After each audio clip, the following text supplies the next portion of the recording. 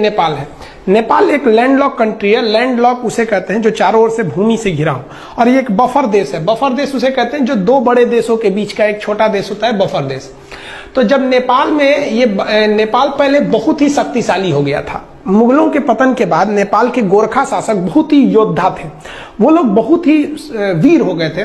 उन लोगों ने ये नेपाल की ये जो सीमा है इससे आगे निकल गए। ये क्या किए, नेपाल में इसके अलावे ये लोग सिक्किम को भी ये लोग कब्जा कर लिए। ये वाला एरिया सिक्किम है, सिक्किम को कब्जा कर लिए। सिक्किम के साथ साथ नीचे का ये तराई एरिया है, ये जो तराई एरिया है ये अवध का था, तो नेपाल के शासकों ने अवध का एरिया भी कब्जा कर लिया।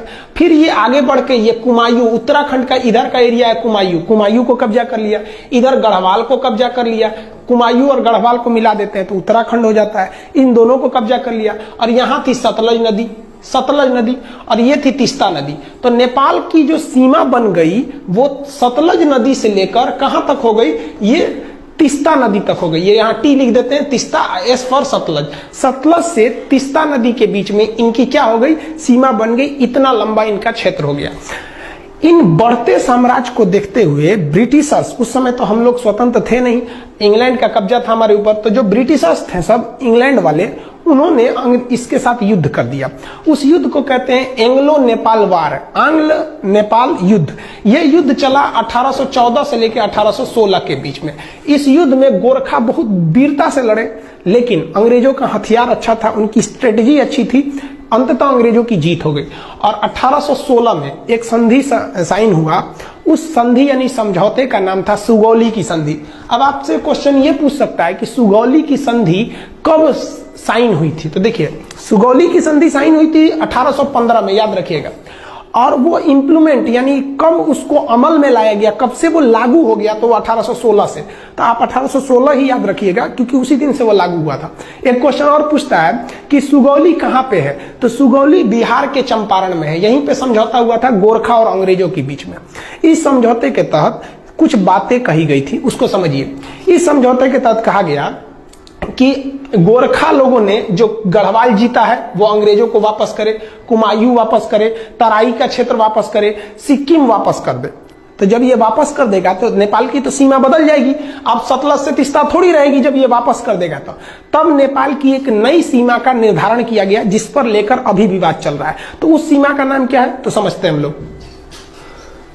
आंग्ल नेपाल युद्ध में जब नेपाल की पराजय हुई तो अंग्रेजों ने नेपाल के लिए सीमा का निर्धारण कर दिया।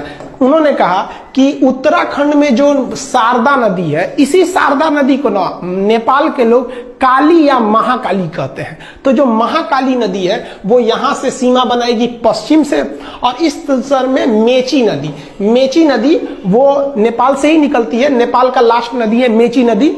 ये मेची नदी नेपाल से निकलकर बिहार के किशनगंज, इधर पे जिला है किशनगंज में महानंदा नदी से वर्तमान में मिल जाती है।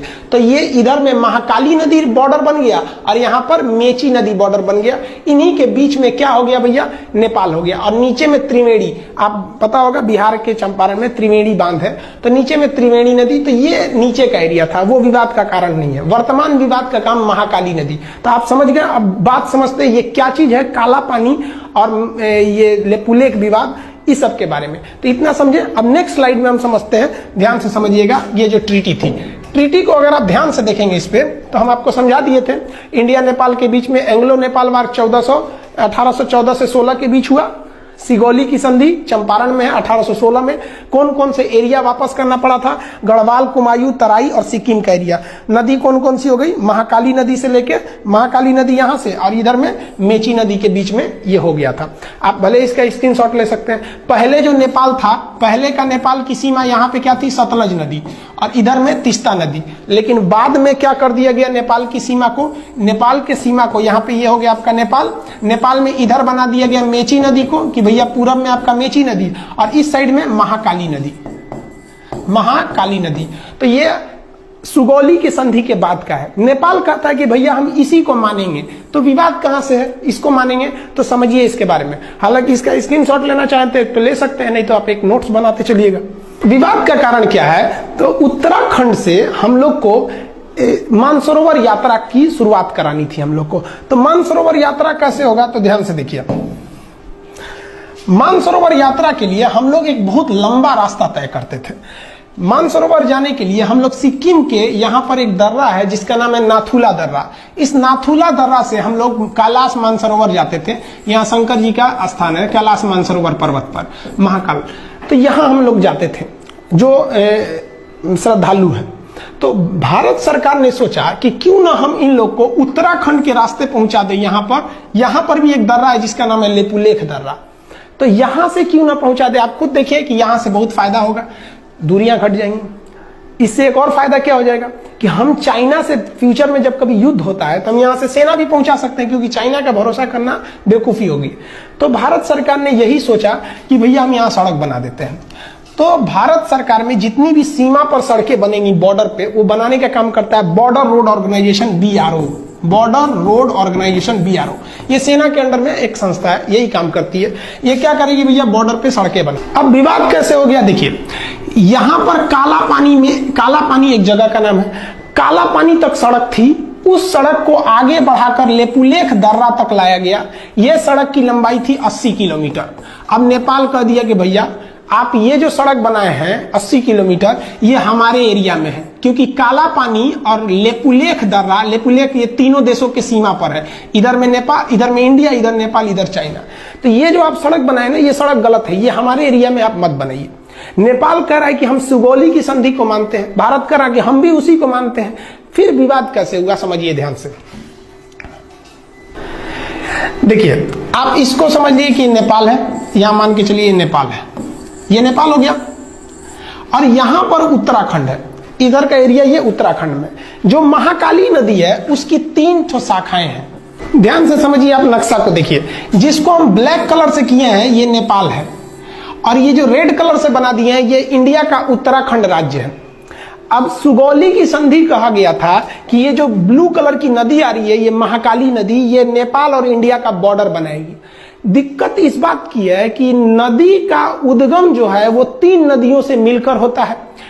एक इधर वाले का नाम है लिम्पियाधुरा, इधर जो है लिम्पियाधुरा, तो सबसे इधर वाला एरिया है लिम्पियाधुरा, इधर में हो गया काला पानी, और सबसे लास्ट में है लेपुलेख, सबसे लास्ट में लेपुलेख। इंडिया कहता है कि जो महाकाली नदी शुरू हो रही है वो लेपुलेख से शुरू हो रही है। कहां से शुरू हो रही है? लेपुलेख से। इसलिए लेपुलेख से जब ये शुरू हो रही है तो इधर का पूरा एरिया मेरा हो गया। नेपाल क्या कह रहा है ससुरा कि जो महाकाली नदी शुरू होती है वो लेपुलेख से नहीं शुरू होती है। नेपाल कहता है कि यह लिम्पियाधुरा से शुरू होती है। लिम्पियाधुरा से जब शुरू होती है तो ये बॉर्डर होना चाहिए। यानी सारा का सारा झमेला ये इसी एरिया के लिए। ये हल्का सा जो एरिया है इसको हम दूसरे किसी कलर से कर देते हैं। ये एरिया से विवाद है, सारा विवाद इसी एरिया को लेकर हो रहा है। अब आपको बता दें कि ये जो एरिया है, इस एरिया पर पहले से कब्जा इंडिया का है। ये जो ट्राई जंक्शन है तीनों का एरिया, इस पर अधिकार पहले से इंडिया का है। तो नेपाल कह रहा है कि भैया मेरा है, आप खाली करिए। ये समझ गए। बॉर्डर रोड ऑर्गेनाइजेशन ने एक न्यू सड़क बनाई थी, कहां से? काला पानी से लेपुलेख तक 80 किलोमीटर। किस लिए? मानसरोवर यात्रा पर जाने के लिए। अब नेपाल ने एक नया नक्शा लगा दिया। नेपाल ने अपने नए नक्शा में लिम्पियाधुरा को, काला पानी और लेपुलेख, यानी ये पूरे एरिया को अपने नक्शा में दिखा दिया कि भैया ये पूरा एरिया नेपाल का है। इसने अपने नक्शा में दिखा दिया। इंडिया ने कहा भैया हम ये नक्शा को नहीं मानते, ये नक्शा गलत है। वो कहता कि नहीं आप मानिए, क्यों नहीं, ये सुगौली की संधि 1816 की बात है। तो आप समझ रहे हैं ना, वो उद्गम से एक झमेला है कि कहां से माना जाता है यहां पर। अब